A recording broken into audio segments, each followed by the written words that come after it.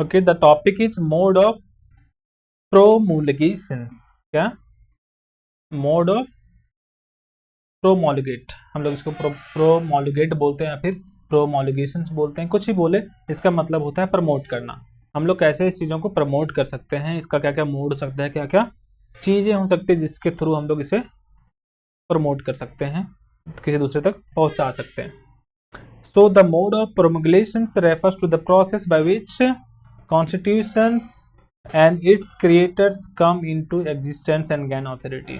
या क्या है मोड ऑफ प्रोमगलेशन, क्या है, रेफर्स करता है एक प्रोसेस को जिससे हम लोग constitution and it's creator, constitution हैं और जो उसके क्रिएटर्स हैं वह कैसे एग्जिस्टेंस एंड मीन्स कैसे एक पावर में आ सकते हैं, कैसे अपने अधिकार को पा सकते हैं, gain authority. Okay, so this process significantly influences, तो इस ये जो प्रोसेस है या जो तरीका है, इसके जो इम्पोर्टेंस है, इसके जो इम्पोर्टेंट सिग्निफिकेंटली इन्फ्लुएंसेस है, वह किन किन चीज़ों पर इफेक्टिवनेस लाता है, क्या क्या चीज़ों को एक्सेप्ट करता है कॉन्स्टिट्यूशन का। ठीक है, तो in some cases constitution drafted by popular leader, means ये सब चीज़ों के लिए इन सम केसेस में क्या होता है ना कि जो कॉन्स्टिट्यूशन होता है उसे ड्राफ्ट किया जाता है, उसे बनाया जाता है। ठीक है, कुछ पॉपुलर अनपॉपुलर लीडर के थ्रू या फिर military resume remain largely unused और डिफंक्ट, ये सब चीज़ें इन सब लोगों के द्वारा कभी कभी बनाई जाती है। इन कॉन्ट्रास्ट सक्सेसफुल कॉन्स्टिट्यूशन, जो भी सक्सेसफुल कॉन्स्टिट्यूशन होते हैं लाइक इंडिया का क्या है जो कॉन्स्टिट्यूशन सक्सेसफुल कॉन्स्टिट्यूशन है, south Africa and the United state, ये सभी देशों के जो कॉन्स्टिट्यूशन बनाए गए हैं, जो संविधान बने हैं, वो क्या है, काफ़ी बेहतरीन सक्सेसफुल, इन लोगों में सक्सेस हुआ है। यहाँ के कॉन्स्टिट्यूशन कभी अभी आज तक बात नहीं उठी है ना। तो ये सभी देश थे जहाँ पर कॉन्स्टिट्यूशन बहुत अच्छे से चल रही है अभी भी और बहुत पहले ही बनी है।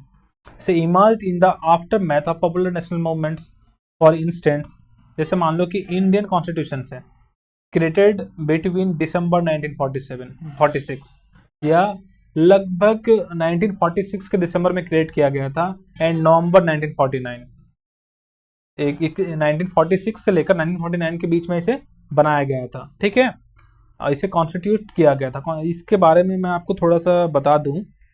ठीक है, यहाँ पर बात भी है bye constitution assembly.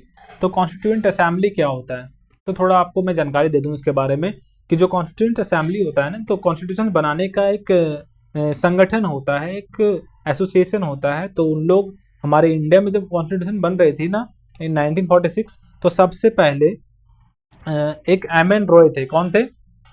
M.N.. Roy.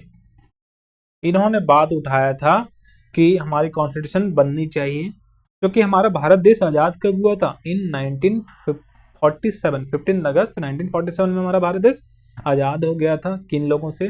British लोगों से।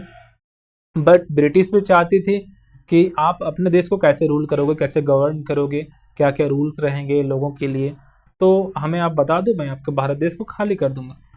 तो उन्होंने एक दे दिया, चुनौती दे दिया हमारे देश को।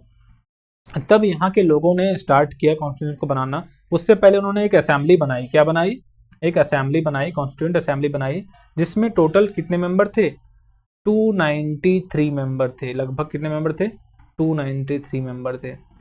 ठीक है, तो सभी लोगों ने अलग अलग मिलकर के जैसे बहुत सारी कमेटी बनी, टोटल 8 कमेटीज बनी थी। कितने कमेटी बनी थी? 8 कमेटी टोटल बनी थी। 8 कमेटी में एक का नाम था ड्राफ्टिंग कमेटी। तो ड्राफ्टिंग कमेटी के जो मेन लीडर थे ना, वो थे हमारे डॉक्टर भीमराव अंबेडकर, जिनका बहुत योगदान रहा इस हमारे संविधान को बनाने में। राइट, तो चलिए हम लोग पढ़ते हैं इसके बारे में डिटेल में, आपको कभी और बता दूं। तो अभी हम लोग टॉपिक को पढ़ लेते हैं, क्लियर कर लेते हैं। हम लोग पढ़ रहे थे कि कॉन्स्टिट्यूशन असेंबली, ये जो हमारा भारत देश का संविधान बना 1946 से लेकर 1949 के बीच में, किसके थ्रू? कॉन्स्टिट्यूशन असेंबली के through. gained legitimacy and publicly acceptance due to the credibility of its drafter.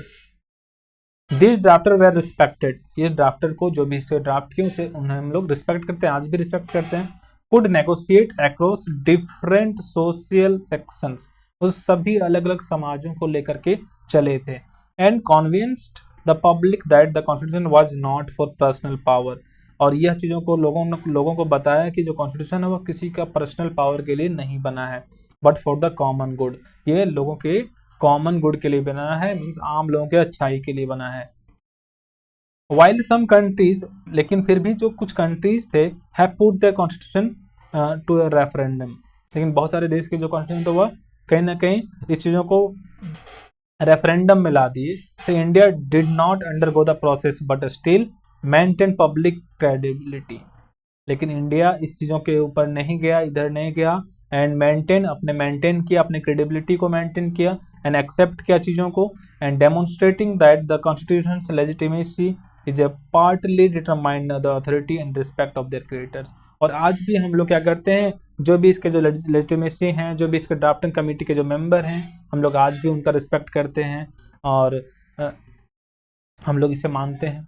ठीक है, और आगे क्या है इसको हम लोग समझेंगे। देखिए शॉर्ट पॉइंट में कुछ बातें बताई गई हैं।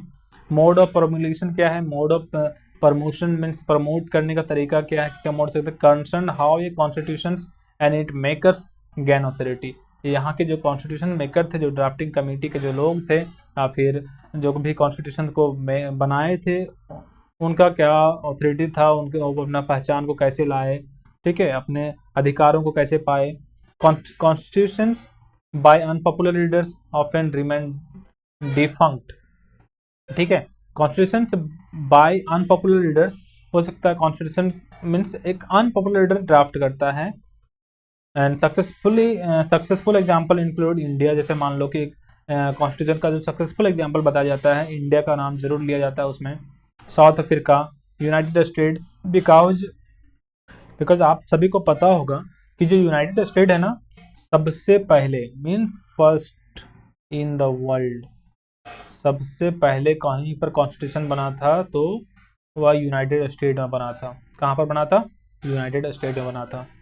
ठीक है, सो ये सभी जो देश हैं बेस्ट एग्जांपल हैं कि सक्सेसफुल कॉन्स्टिट्यूशन को बिल्ड करने के लिए, अपने पावर को गेन करने के लिए, अपने अधिकारों को पाने के लिए, and constitution followed popular movements, इसलिए कॉन्स्टिट्यूशन इसके लिए पॉपुलर मूवमेंट को भी फॉलो करती है। Indian constitution, India's constitution gained legitimacy through the respect drafts and their broad negotiation. यह अपना जो अधिकारों को पाया, अपना जो लेजिटिमेसी को पाया, अपने रिस्पेक्ट को पाया, ठीक है, वह लोगों से पाया।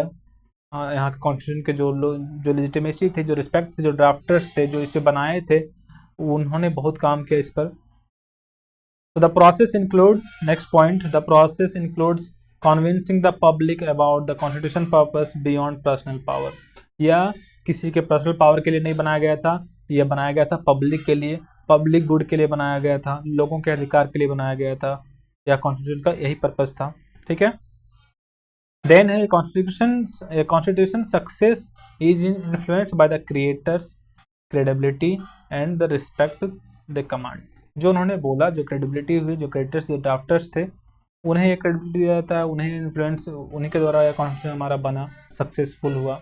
ठीक है, तो आई थिंक कोई क्लियर दिक्कत नहीं हुआ होगा, सारी चीज़ें आपको क्लियर समझ में आई होगी, और टॉपिक भी अच्छा लगा रहा होगा पढ़ने में, क्योंकि जानने को मिल रहा है ना इसमें कि हमारा कॉन्स्टिट्यूशन कैसे बना, कौन बनाए। तो सबसे मेजर रोल इसमें भीमराव अम्बेडकर का था, हमारे कॉन्स्टिट्यूशन को फॉर्मुलेट करने में, ड्राफ्ट करने में या क्रिएट करने में, क्योंकि वो ही थे हमारे chairman of drafting committee. Total 8 committee थी हमारी कॉन्स्टिट्यूशन, कितने? 8 कमेटी थी, बट सबसे मेन जो कमेटी थी वह थी ड्राफ्टिंग कमेटी। ठीक है, तो ये पूरे कितने टाइम लगे थे हमें इसे बनाने में, कॉन्स्टिट्यूशन को बनाने में? 2 ईयर 11 months एंड 18 days, इतने साल लग गए थे हमारे कॉन्स्टिट्यूशंस को ड्राफ्ट करने में, बनाने में।